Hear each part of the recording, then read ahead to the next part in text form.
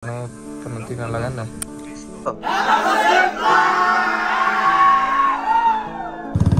केटा मान्छे भएपछि जिम्मेवारीले हान्यो सानै उमेरमा अन गाडी अन मलाई चलेको नि मोटो मोटो भनेर हेप्छ यार साथीहरु ल ल ल केटाहरुको दियाबन्दी सुरु भएर ल हटाउ हटाउ अलिअलि साथीहरु भाइहरुलाई सोच्न पर्ने विदेश जाँदै छु भन्ने भएपछि हैन केटाहरुलाई मैले बुक गर्दिन्छु भन्न पर्ने हिनालो आज राम्रैसँग अब चाहिँ साथी गयो ल सोनु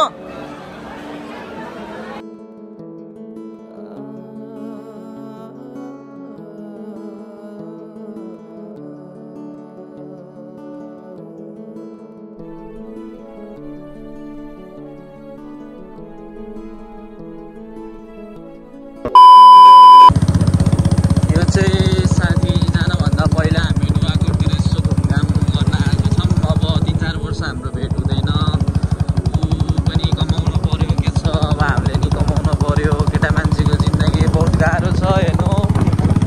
बहुत घुम्यो 2-3 वर्ष मेमोरिज भयो अब के गर्नु साथी जाँदा हुँदैछ अब के गर्नु कमाउनु पर्यो यही भिजाको लागि प्रे गरिरहेको थियो भिजा आएपछि त जानै पर्यो साथी नेपाल खतम हैछ यो प्रकृति छोडेर मेरो साथी जाँदैछ अस्ट्रेलिया दुःख गर्न के गर्नु लास्टमा पैसा त सबै थोक हैछ आफ्नो देश भनेर भएन रोजगार छैन केही पनि छैन के गर्नु आज यो जाँदैछ पछि हामी जाँदैछौँ त्यस्तै हो नेपालमा कोही अर्को जन्म जन्मियो भने चाहिँ नेपालमा चाहिँ जन्मिन नपरोस् यार है साथी त्यस्तो यो लाइफ हेर्न यस्तो बाइक लिएर हिँड्ने के लिएर हिँड्ने हो जाने हो भागेर कमाउने हो अरूको देशमा के गर्नु काकाको गुलामी हुनु पनि यस्तो यो देशमा चाहिँ जन्मिन नपरोस् यस्तो फ्रस्ट्रेसन भयो नि मलाई यो देशमा जन्मेर रोजगार केही छैन के गर्ने लास्ट विकल्प भनेको विदेश जाने हो यो भ्लग चाहिँ अब हामीले उतै गरेर राख्छौँ साथीले एउटा मेमोरिजको लागि यस्तो सधैँ आउँथ्यौँ हामी दुईजना घुम्न अब के गर्नु पैसै हैछ सबैको केटा मान्छे भएपछि जिम्मेवारीले हान्यो सानै उमेरमा ल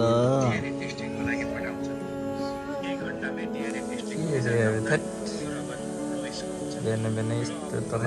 penalti kan dah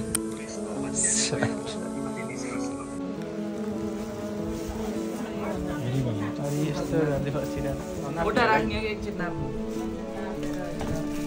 मसल त हुन्न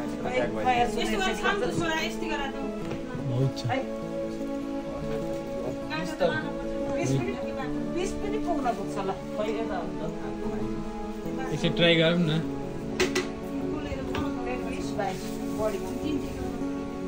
साथीको भिजा आयो बहुत घुमिन्छ भन्ने हो जहाँ जाँदा पनि पठाउ गर्छ इनड्राइभ गर्छ भन्ने बहुत सोच्यो हामीलाई हिजोदेखि लगभग कति 25 त कट्यो नि 25 किलोमिटर हिँडाल्यो क्या यसले यस्तो अहिले छैन त्यो कहाँ गयो न त गाडी लाग्ने ठाउँ छ केही हिँड्ने यस्तो थाकिसक्यो हिँड्दा अलिअलि साथीहरु भाइहरुलाई सोच्न पर्ने विदेश जाँदैछु भन्ने भएपछि हैन केटाहरुलाई मैले बुक गर्दिन्छु भन्न पर्ने हिनालो आज राम्रैसँग आफू पनि हिँड्यो हिजो पनि हिँडाल्यो आज पनि हिँडाल्यो भोलि यसले एयरपोर्ट लैजाँदा समेत हिँडाल्छ जस्तो लागिसक्यो मलाई त्यति कस्तो अनुभव भएको छ हिजोदेखि अब हाम्रो साथी जाँदैछ विपिन कस्तो लागिरहेछ त सोनु जाँदा खुट्टामा उभिन जाँदैछ है एक न एक दिन सबै जानियो यो मान्छे यस्तै हो के छ गाह्रो छ हामी चाहिँ साथीलाई छोड्न आएको बिदाई गर्न आएको 3 वर्षपछि भेट हो धेरै मोटा रह्यो के बस्छ मलाई चलेको नि मोटो मोटो भनेर हेप्छ यार साथीहरु सँगै पढ्ने जुट्टी सानैदेखिको एकदम दुःख लागिरहेछ तँलाई कस्तो लाग्छ त दाइ जाँदा मलाई त एकदम खुसी लागिरहेछ किन दाइ प्रगति गर्न जाँदैछ पैसा कमाउँदैछ आफ्नो खुट्टामा उभिँदैछ त्यही भएर सही हेर्नु सब नेपालमा केही रोजगार भएको भए यत्रो मान्छे विदेशी नेको पर्थेन होला माया छ गाइस ल ल ल केटाहरुको दियाबन्दी सुरु भएर ल हटाउ हटाउ अगाडि बाटो बहुत जाम भएर यहाँ ट्याक्क अगाडि त्यो हुनुहुन्छ हाम्रो हरन बजाउ न बस न हरन टिटिट टिटिट गर यहाँ चाहिँ यस्तो छ रमाइलो छ हेलो हेलो ल सर सर जाँदै हुनुहुन्छ हर्न हर्न ए गाडीको हर्न गाडीको हर्न ल हामी जाँदैछौँ हेलो हेलो सर कहाँ हो तपाईँ यहाँ यसरी पाइन्छ अब चाहिँ साथी गयो ल सोनु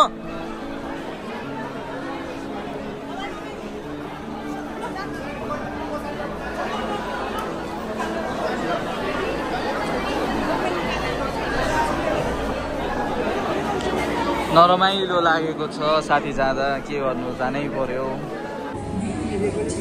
आइसक्यो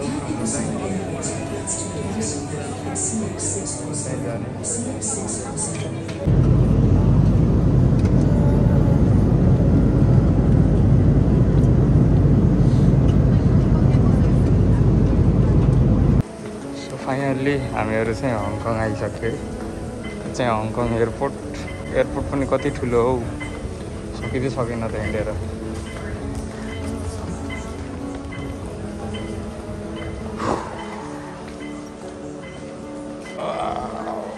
एकछिनपछि भेटौँला हामी चाहिँ गलत ठाउँतिर गइरहेको रहेछौँ गेट हाम्रो 28 रहेछ यता हामी चाहिँ उता 10-12तिर पुगिसकेको नसोधिकन त्यहाँ गएर एकजनालाई सोद्धा चाहिँ गेट नम्बर 28 भन्यो पल्लै गेट नम्बर 28 मा आइयो खोज्दै 1-1.5 घन्टा बितिसक्यो यही हुनुपर्छ गेट सिडनी सो साथीहरू हामी चाहिँ वेडिङ रुममा आइसकेको छ यस्तै छ है यस्तै छ हाम्रो चाहिँ 3 घन्टाको ट्रान्जिट छ म चाहिँ एउटा अङ्कल आन्टीसँग आएको रमाइलो भयो सब कुरामा भर्खर चाहिँ हराइएछ एकछिन अगाडि गयो अहिले चाहिँ बल्ल ठाउँमा आइसकेको छ हामी जाने प्लेन सायद यही नै हो यति पेसिफिक म चाहिँ 1-2टा भिडियोहरू हान्नको लागि यहाँ बसिरहेको छु यही हो त्यहाँबाट आउँदैछ है प्लेन अब चाहिँ अबको 13-14 आवर्समा सिडनी पुगिन्छ यस्तै छ नेपालको झन्डा पनि छ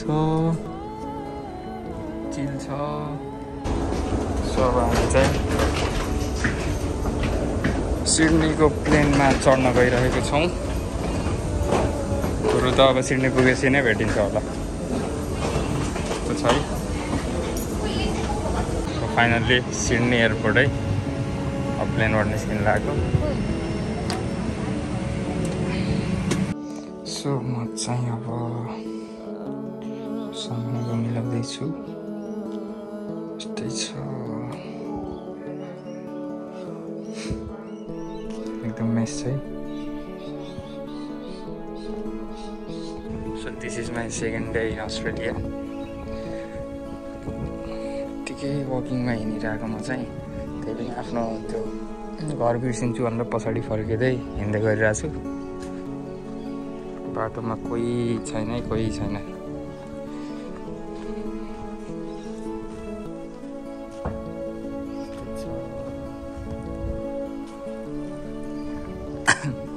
हाम्रो त्यो घर साइडको पल्ला गरे रामे दाई कता जानुभएछ खै बाटोतिर चिच्चाउँदै हिँड्ने मान्छे देखिनु भएको छैन